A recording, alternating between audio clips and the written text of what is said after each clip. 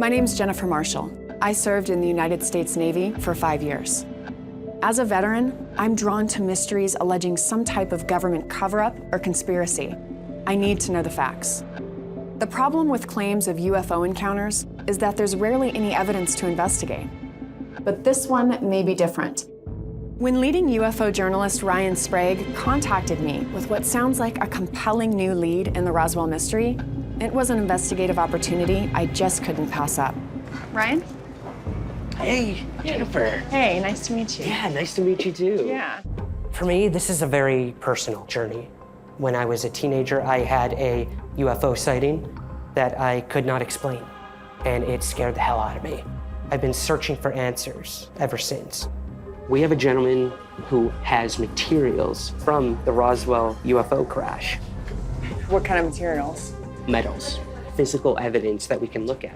What's really interesting is the guy we're going to be talking to, Frank Kimbler. He's looked at aerial photos, and he was able to triangulate where the exact crash site was.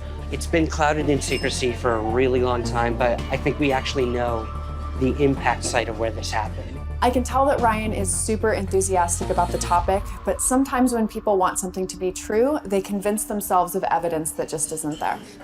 Do I believe it's possible aliens visited us in 47? Sure. I'm the kind of person who I'll believe it until you can prove to me that it's not real, that it didn't happen. I'm the opposite. Show me the proof, show me the evidence, and I'll believe it.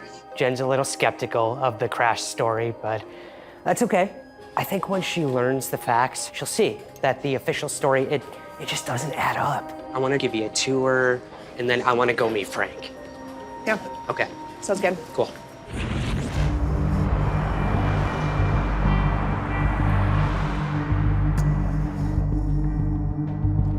Jennifer, this is like the Mecca for us UFO researchers. This is the UFO museum on your right here. Okay. It's astounding.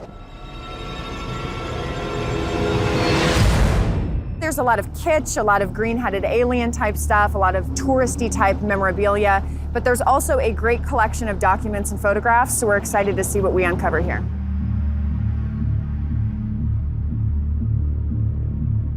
The Roswell incident has been at the epicenter of all UFO discussions for a very long time. It begins when a sheep rancher, Mac Brazel, finds unusual debris on the ranch. When he tells authorities that it looks like a crash site, the nearby air base sends Major Jesse Marcel to investigate. Based on Marcel's findings, the Army Air Force issues a press release to the local newspaper, the Roswell Daily Record, announcing the recovery of a UFO. But the next day, the Army Air Force, under the orders of General Roger Ramey, changes the story, claiming the first report was wrong. The debris was just a weather balloon.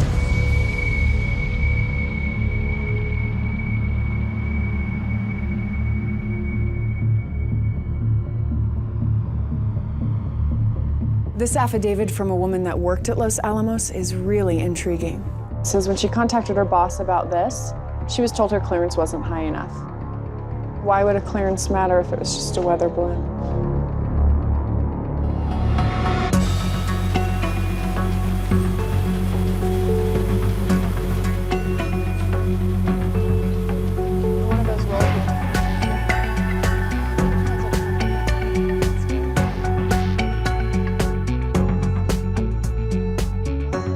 My dad and brother both ran the paper before me, so it's in my blood. I grew up, you know, coming here and... Do you have any personal things that are connected to Roswell or the UFO phenomenon that you've personally been privy to? My dad was in the military. He was a no-nonsense business kind of guy.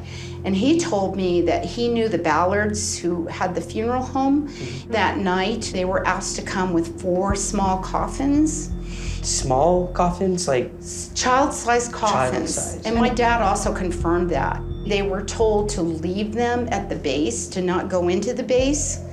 And there was no explanation given as to why there would be a need for 4 child-sized caskets out at the military base? You know, my dad said it was really odd, and he wondered about it too at the time, but the cover-up seems to be very effective. Right. Can you imagine being in 1947 and in the military? You didn't question things. You kind of did what you were told. You weren't encouraged to question or use critical thinking skills. It's really eye-opening to me. Barbara's story about the caskets, I thought she was credible, but so far, this is all second or third-hand information. Our AAF captures flying saucer on ranch in Roswell region. What I find really interesting here is they're talking to the Wilmots, who actually had UFO sightings a week prior. The Wilmots, ranchers in the area, said they saw a UFO traveling at an estimated 400 to 500 miles per hour. So this is from an article that says, harassed rancher who located saucer, sorry he talked about it. Brazel said that he had previously found 2 weather observation balloons on the ranch, but that what he found this time did not in any way resemble either of these. And I think that's really telling because he's in the middle of nowhere. They send 2 of these up a day. Clearly he's used to seeing what they are. It's same with Major Jesse Marcel. Both of these individuals know what a weather balloon looks like. Marcel in these press photos, have you seen them? Here's Marcel with the weather balloon. Even look at his face though. Even look at his face. Yeah. His face is like, are you kidding me? Like, you're making me do this, really? Here's General Ramey. This is really interesting. This paper in his hand. With your experience, what would a general be holding right there in reference to all this? I mean, if they're talking about a downed weather balloon, clearly he's well experienced in weather balloons and weather balloons going down. I don't... Look at this one. So we were able to zoom close. in. Yeah. Can you decipher any of that? It could be like a very big piece of evidence in this entire thing. You know, if we could get a higher resolution photograph, I know some really great photo analysts, there's no reason that they shouldn't be able to decipher at least some of what's on this photo. Maybe not everything.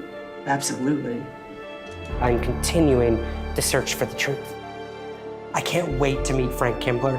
I want to know how Frank located the actual crash site. I want to know how he found the metals, if they've been analyzed or examined yet even. I can't even say how exciting it is to know that I'm going to be able to touch these materials that possibly could be from another world.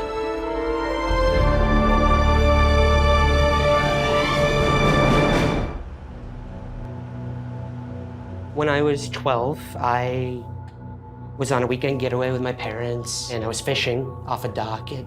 It just turned dark, and I was by myself. I remember as I was reeling my line in, I saw these lights in the water. Naturally, I look up, and I saw the white lights, and they were in like a triangular formation, and there was like this, like a hazy red light in the center of it. I couldn't see any like machinery, you know, any structure to it, but I couldn't see anything behind it. Stars, the moon, nothing. And it was just hovering there above me, just completely silent. All I could hear was the water. I couldn't move. I was terrified. How long was it there for? A minute tops, but it felt like forever. The thing started coasting over the water, and then it just disappeared. And so I guess for months after this and years after this, you kind of wondered what else it could be? I did look into if there were any military bases nearby at the time. I did contact the local FAA to see if anything weird had been in the sky that night. They returned nothing. I feared that people might think I'm crazy, and I didn't tell anyone about this until I was in college. I know witness testimony can't be taken as actual evidence. I completely understand that, but I personally, I can't discredit that. I can't.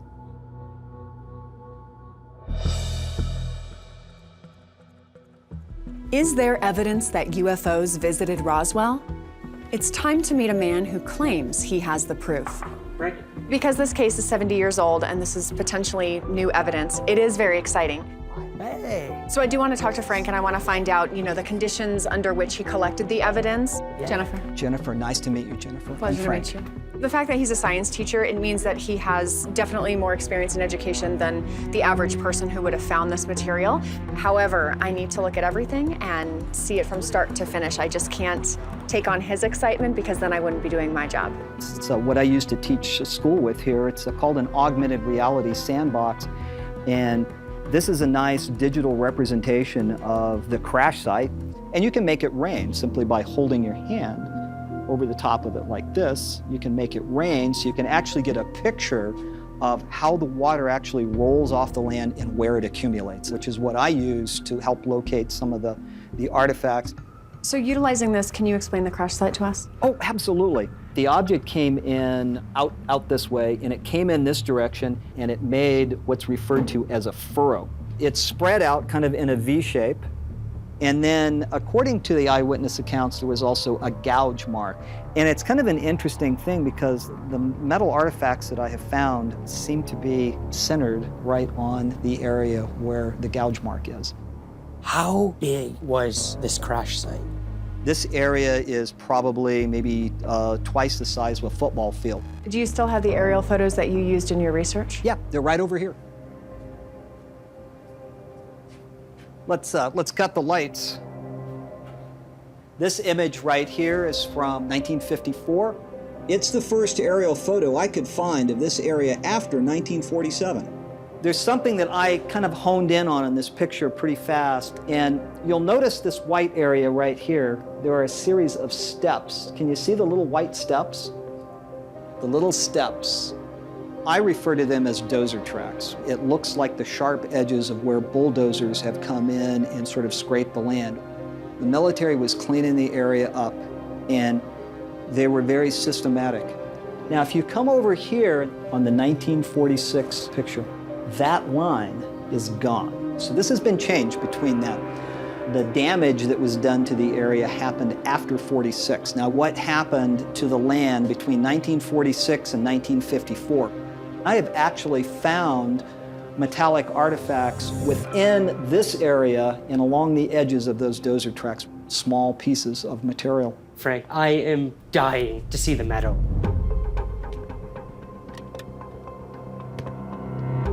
Inside this container, they are the material that I picked up out at the debris field.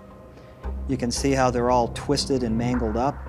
These specimens are untested. Would you mind if we held them? It's fine, go ahead. When metals are subjected to a lot of stress, they fold and bend and twist around. There was some analytical work that was done up in Canada. And he says, well, we found 3% molybdenum, and I'm going, oh my gosh. What does that signify? That's unusual. It's essentially impossible with current technology to have 3% molybdenum in those aluminum alloys. And that's why we need to have more testing done on them. We can do that. We can make some calls, get you some names, people who are very well versed in metallurgy who are working in the aerospace industry. I want to make sure that if somebody says that this is an extraterrestrial alloy, that the rest of the world is going to believe it. If they come back and say, oh, it's Mr. Rancher's beer can, then I'll accept that as the bona fide truth. Something happened out there, and I want nothing but the pure truth. Well, I can tell you that's what we want to. My gosh, if it comes out to be of extraterrestrial origin, we're going to have something that's world history making. Thank you, Frank. You're welcome.